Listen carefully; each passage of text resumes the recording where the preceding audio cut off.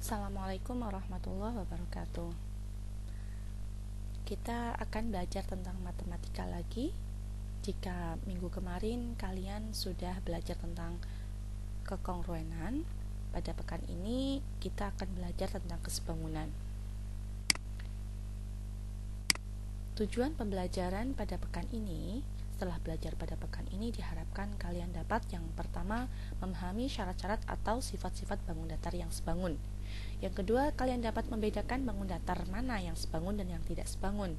Yang ketiga, kalian dapat menentukan panjang sisi atau besar sudut yang belum diketahui dari dua bangun datar yang sebangun.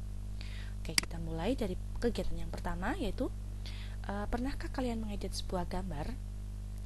Tentu pernah ya, di HP ataupun di komputer. Nah, di sini Bu Indri punya gambar Chibi Maruko-chan yang akan kita coba perbesar gambarnya. Nah, yang pertama akan Bu Indri coba memperbesar gambarnya dengan cara menarik gambar tersebut ke arah samping. Ya, kalau kita ya seperti ini hasilnya. Kemudian percobaan yang kedua akan Bu Indri coba perbesar tapi dengan cara menarik ke arah vertikal ya, ke arah atas ini, atas bawah, jadi seperti ini. Dan yang terakhir akan Bu Indri perbesar dengan cara menarik yang pocokannya, yang pocokan ini, berarti artinya ini ke sampingnya bertambah, ke atasnya juga bertambah.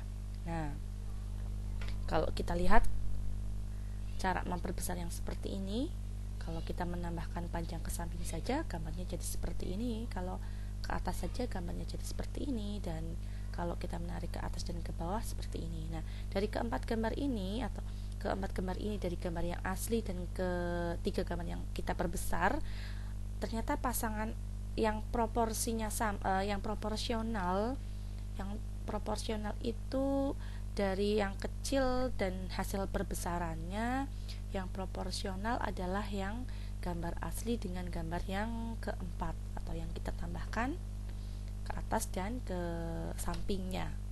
Nah, ya, jadi yang proporsional yang ini ya tentunya. Kalau ini terlalu kepeng, ini juga kepeng. Nah, kemudian kalian pernah juga nggak melihat sebuah miniatur sebuah benda? Misalnya saya contohkan di sini adalah miniatur pesawat terbang. Ini gambar miniaturnya dan ini adalah foto gambar pesawat terbang yang aslinya. Nah, bisa kita lihat miniatur itu ukurannya lebih kecil dari benda aslinya ya tentunya ya. Tapi seakan-akan bentuknya itu sama persis seperti benda aslinya, hanya ukurannya saja yang diperkecil. Nah, jadi ini sangat proporsional, proporsinya sama seperti proporsi dari benda aslinya.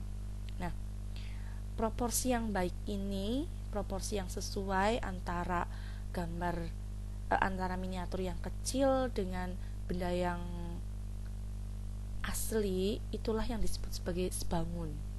Sama pada gambar ini juga iya, gambar asli yang pertama ini dengan gambar yang keempat ini yang ukurannya lebih besar tapi proporsional dengan benda gambar yang pertama yang aslinya, inilah yang disebut sebagai sebangun. Nah, proporsi yang baik ini atau yang kita sebut sebagai sebangun ini akan kita peroleh jika memenuhi dua buah syarat ya. Jadi gambar dua buah benda atau dua buah gambar akan proporsional, terlihat sama, hanya ukurannya yang berbeda. Itu akan bisa kita peroleh dengan syarat-syarat tertentu, nggak sembarangan.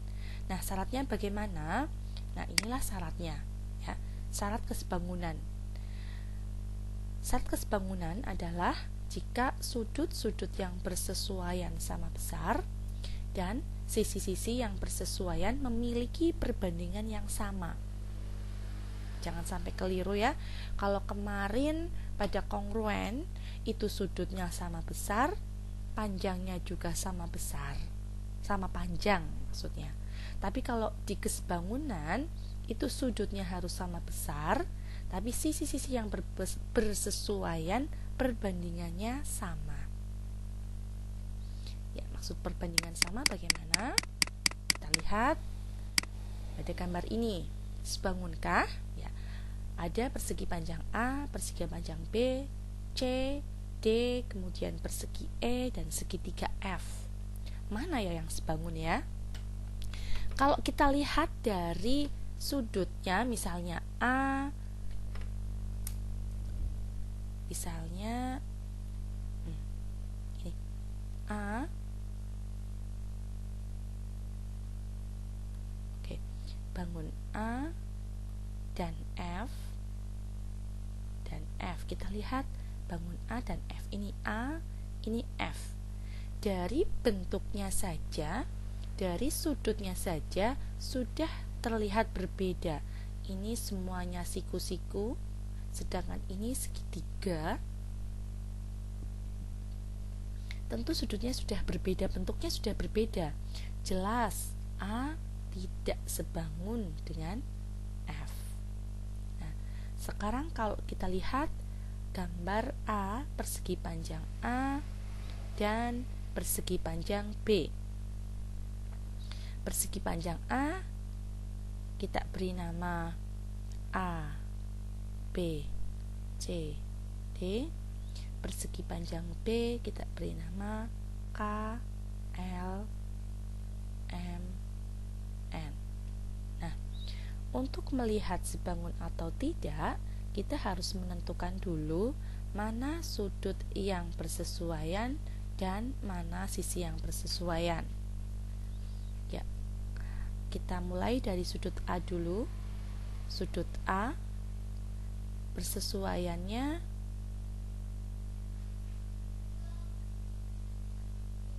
dengan sudut K. Sudut B bersesuaian dengan sudut L. Sudut C bersesuaian dengan sudut M. Dan sudut D bersesuaian dengan sudut N. Ya. Setelah kita menentukan sudutnya mana yang bersesuaian, kita lihat apakah yang bersesuaian sudutnya sama atau tidak. Untuk sudut A tentu sama dengan sudut K, yaitu 90 derajat karena keduanya merupakan persegi panjang. Demikian juga dengan sudut B sama dengan sudut L, sudut C sama dengan sudut M, dan sudut D sama dengan sudut N. Nah, sekarang bagaimana dengan perbandingan sisinya? Kita lihat mana sisi yang bersesuaian. Cara menentukan sisi yang bersesuaian sudah kita bahas pada pekan kemarin, yaitu pada materi kekongruenan. Caranya sama persis ya. Jadi AB bersesuaian dengan KL. Nah, kita lihat berapa panjang AB. Oh, panjang AB 2. Berarti AB per KL adalah 2 per KL adalah 1. Kemudian kita lihat sisi yang bersesuaian lain adalah BC. BC bersesuaian dengan LM. Kita lihat perbandingannya. BC per LM. BC per LM adalah berapa panjang BC? 4. 4 per LM adalah 3. Nah, cukup dari dua sisi ini saja terlihat bahwa perbandingan sisi yang dihasilkan ini 2 per 1 dan yang ini adalah 4 per 3. 2 per 1 tidak sama dengan 4 per 3. Artinya ini perbandingan sisinya tidak sama. Karena perbandingan sisinya tidak sama, walaupun besar sudut yang bersesuaian sama, A tetap tidak sebangun dengan B. Ya. Kemudian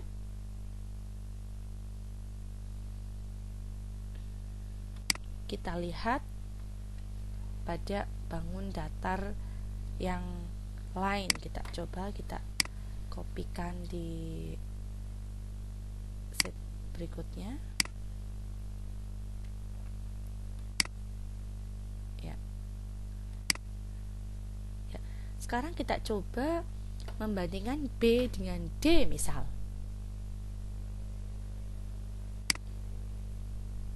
Kita lihat antara B dan persegi panjang B dan D. Oke, untuk mempermudah kita beri nama, misal tadi ini adalah K, L, M, N. Ini kita beri nama P, Q, R, S. Ya, yang pendek ya bersesuaian dengan yang pendek, yang panjang dengan yang panjang ya. Untuk sudut karena B dan D ya, karena B dan D sama-sama persegi panjang, sudah bisa kita pastikan kalau sudut yang bersesuaian sama besar ya, tidak usah kita bahas, tidak usah kita tulis maksudnya. Kita lihat perbandingan sisinya saja. Kita lihat sisi yang bersesuaian. Yang pendek berarti ini KL ya, KL bersesuaian dengan QR ya.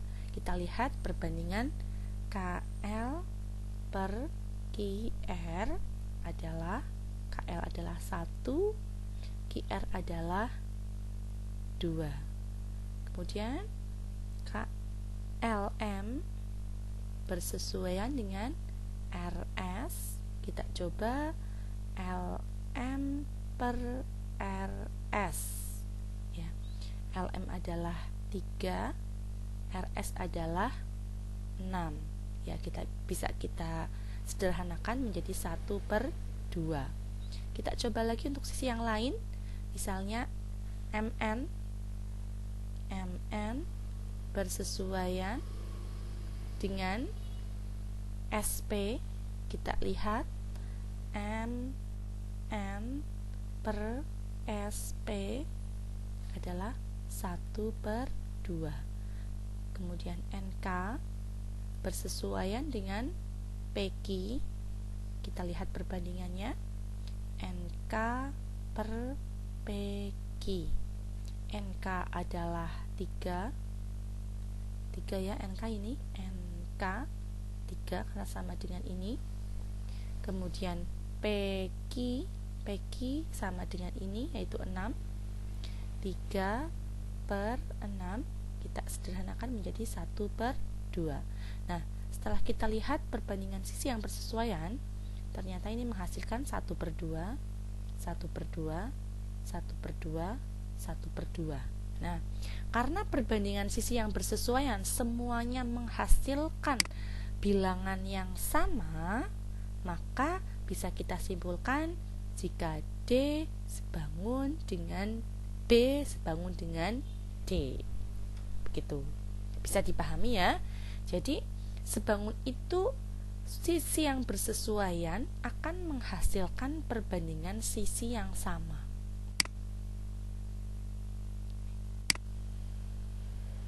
Ini 2, ini juga 2. Ya, jika ada satu saja perbandingan sisi yang berbeda, itu akan menyebabkan menjadi tidak sebangun. Semoga bisa dipahami ya. Oke, baik, kita lanjutkan berikutnya. Nah, setelah kita bisa membedakan mana bangun yang sebangun dan yang tidak sebangun, dilihat dari sudut yang bersesuaian apakah sama besar. Kemudian dilihat juga perbandingan sisinya apakah sama atau tidak. Kalau sama, perbandingan sisinya sama, berarti sebangun. Kalau perbandingan sisinya menghasilkan bilangan yang tidak sama, berarti tidak sebangun.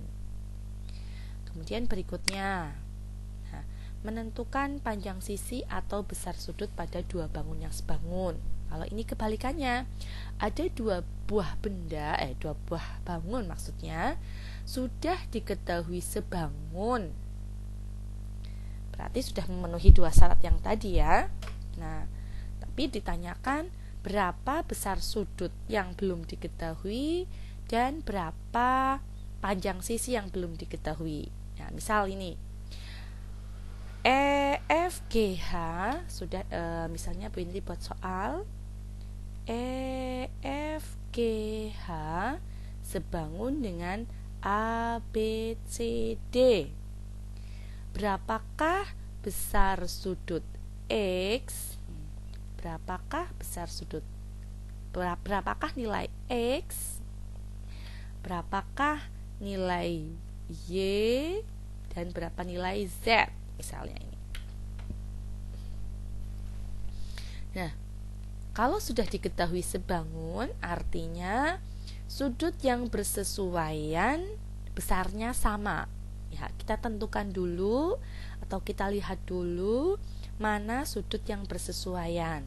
Caranya sama persis seperti pada pekan kemarin pada kekongruenan. Kita lihat sudut yang paling lancip dulu. Oh, yang lancip adalah G ini, G ya. G berarti ya bersesuaiannya dengan yang paling lancip juga, dengan C. Nah, kita beri tanda yang sama. G bersesuaian dengan C. Ya. Oh, kalau G bersesuaian dengan C karena sebangun, berarti sudut G ya besarnya sama dengan sudut C.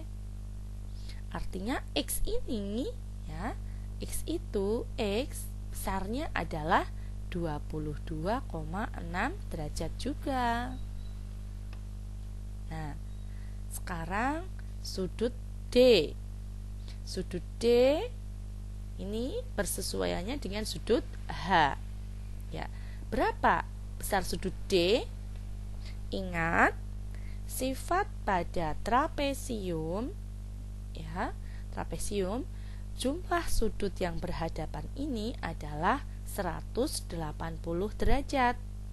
Karena ini 22,6 derajat, berarti sudut yang di sini, sudut Y adalah 180 derajat dikurangi 22,6 derajat.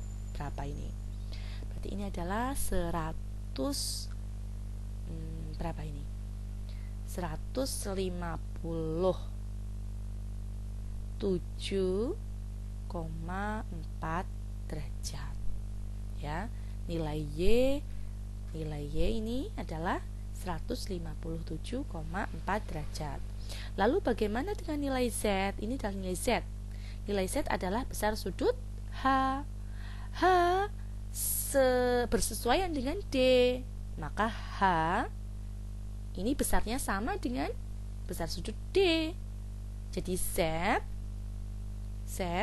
tentu Z ini besarnya sama dengan Y, yaitu 157,4 derajat. Kemudian bagaimana dengan panjang sisinya? Ya, akan Bu Indri pindah dulu ya ke sini. Nah, bagaimana dengan panjang sisinya? Kalau misal ini sudah diketahui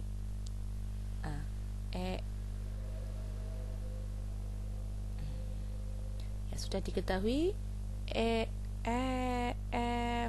G H sebangun dengan A B C D, berapakah panjang EF, berapakah panjang GH, berapa panjang BC. Gitu.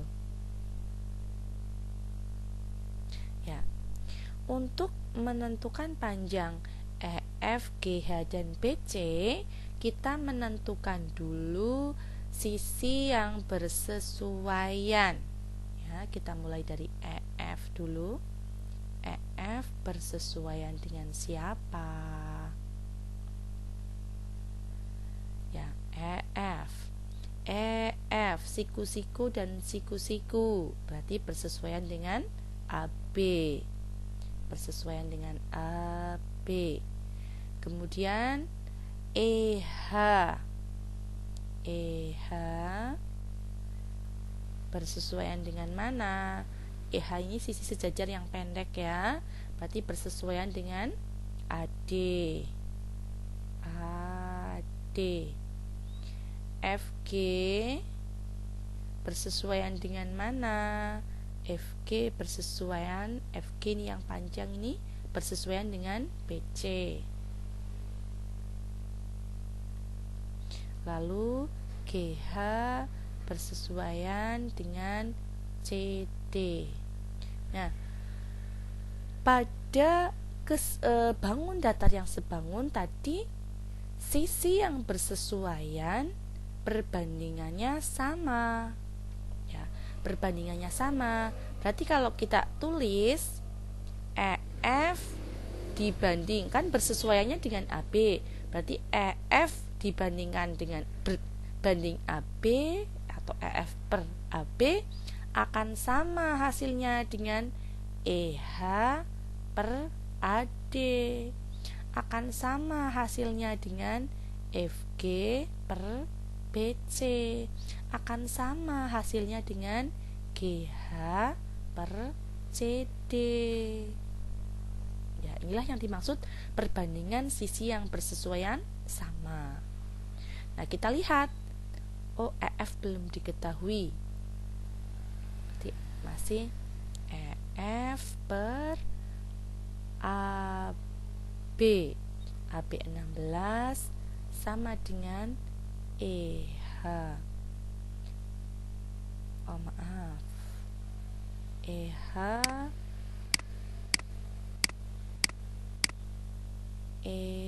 EH sudah diketahui.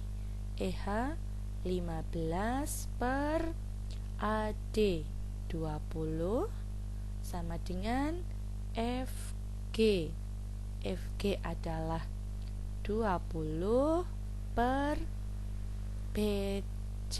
BC belum diketahui, sama dengan GH per CD. Nah, pertama kita akan mencari panjang EF dulu.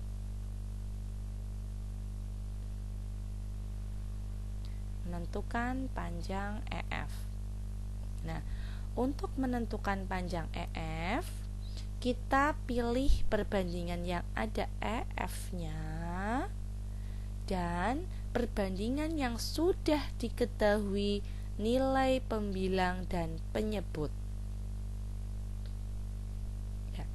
Perbandingan yang sudah diketahui nilai pembilang dan penyebutnya adalah 15 per 20. Jika perbandingan ini bisa disederhanakan, kita sederhanakan saja. 15 per 20 bisa sama-sama dibagi 5 menjadi 3 per 4 ya. Sehingga perbandingannya akan menjadi EF per 16 sama dengan 3 per 4. Ya, kalau kalian sudah mahir dalam menghitung, kalian tentu sudah bisa menebak pecahan berapakah berapa per 16 yang nilainya sama dengan 3 per 4 ya.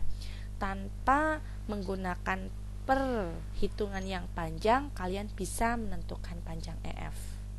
Nah, tapi bagi yang belum mahir, kalian bisa menggunakan cara berikut. Caranya adalah dengan dikalikan silang. Ya. Jadi ini jika EF per 16 sama dengan 3 per 4, maka EF dikalikan 4 akan sama dengan 16 dikali 3. Nah, maka panjang EF adalah 16 kali 3 per 4. Ya, 4-nya dari ini. Ya, ini nggak usah kalian kalikan dulu, bisa kalian coret. Ini kita coret, sama-sama kita bagi dengan 4. 16 bagi 4 adalah 4, 4 bagi 4 1. Jadi hasilnya panjang EF adalah 4 kali 3 ya. 4 kali 3 adalah 12 ya. Jadi panjang EF adalah 12 cm.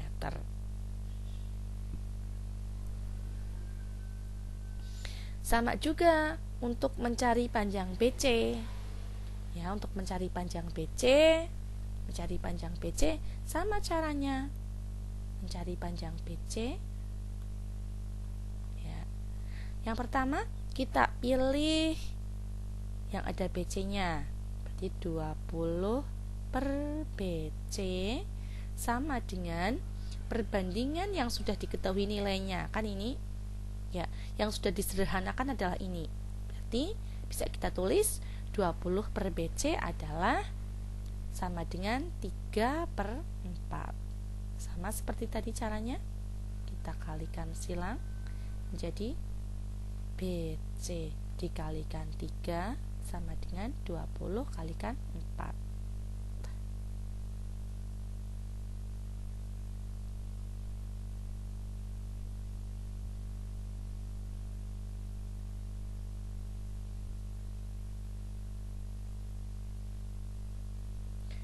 Jadi panjang BC adalah 20 dikalikan 4 per 3. Tidak ada yang bisa dicoret. 20 kali 4 80 per 3 sama dengan berapa ini? 8 bagi 3 2 kita ini aja 80 bagi 3 2 6 20 bagi 3 6 18 2 0, 67 ya. 26,67 ya. Itulah cara mencari panjang sisi dari dua bangun yang sebangun. Ya, semoga bisa kalian pahami. Kalau ada yang akan ditanyakan, bisa kalian tanyakan besok saat kita bertemu luring.